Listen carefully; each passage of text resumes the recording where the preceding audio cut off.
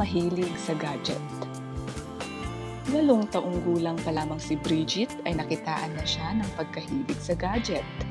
Kabisado niya ang paggamit ng cellphone, tablet at computer sa kanyang edad.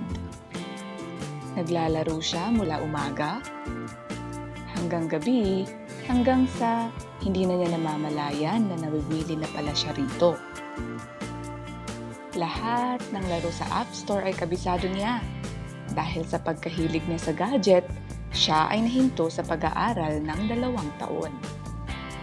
Mula umaga hanggang sa pagtulog, ay hawak-hawak niya ang CP at tablet ng kanyang ina.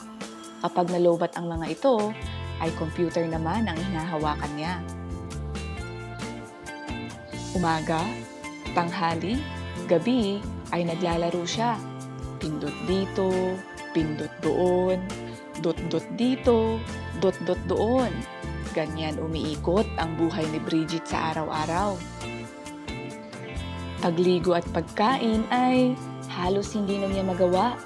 Madalas, nakakalimutan niyang kumain dahil sa paglalaro. Kaya naman, sinusubuan siya ng kanyang ina para lang makakain siya at di siya matipasan ng gutom. Isang araw, sinabi ng ina kay Bridget, "Anak, nawiwili ka na yata sa paglalaro ng gadget. Tumigil ka na sa paglalaro niyan at wala kang mapapala sa paglalaro." Hindi sumunod si Bridget sa sinabi ng kanyang ina. Sa halip, ay nagalit pa siya at nagmamaktol dahil pinipigilan siya. Kaya walang nagawa ang ina kundi sundin ang kagustuhan ng anak na maglaro. Hinayaan na lang niya na maglaro ang anak kahit alam niyang nakasasama ito sa kanya. Hanggang isang sandali lang ay biglang sumigaw si Bridget, "Inay! Inay!" Lumapit ang ina sa kanya. "O bakit anak?" ang tanong ng ina. "Inay, tignan mo po ang mga kamay ko. Hindi ko na maigalaw. Ang kamay ko po, inay, naninigas." Gulat na sinabi ni Bridget. "Ano ang nangyari sa kamay mo, anak?" tanong ng ina. "Ewan ko po, inay. Bigla na lamang naninigas ang mga kamay ko. Hindi na po makapindot ang keypad ng cellphone." Ang sagot ni Bridget. "Hala anak, na-stroke na yata ang kamay mo."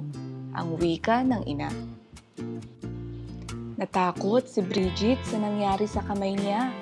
Ang sabi niya, "Inay, dalhin mo po ako sa doktor at patingnan niyo po ang mga kamay ko." Sa araw na iyon ay dinala ng ina si Bridget sa klinika ni Dr. Ray. Habang sila ay nasa klinika, tinanong ng ina ang doktor, "Dr. Ray, ano po ba ang lagay ng kamay ng anak ko?" Sagot sa kanya, "Mrs., ang mga kamay ng anak ninyo ay nasobrahan sa paglalaro ng gadget. Kung ipagpapatuloy pa niya ito, ay baka matuluyan ng manigas ang mga kamay niya." wika ng doktor.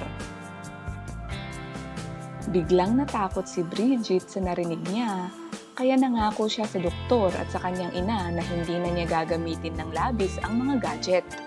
Simula noon, ay ipinagpatuloy na niya ang kanyang pag-aaral. Nagsumikap siya na mag-aral ng mabuti. Naging isang magaling na estudyante si Bridget sa klase. Kung noon ay gadget ang kanyang hawak, ngayon ay aklat at kwaderno na ang kanyang pinagkakaabalahan. Naging aktibo na rin siya sa klase at marunong na siyang magbalanse ng kanyang oras sa eskwelahan at sa bahay. Simula tumigil siya sa paglalaro ng gadget, ay naging isang huwarang mag-aaral na siya. Ang batang mahilig sa gadget.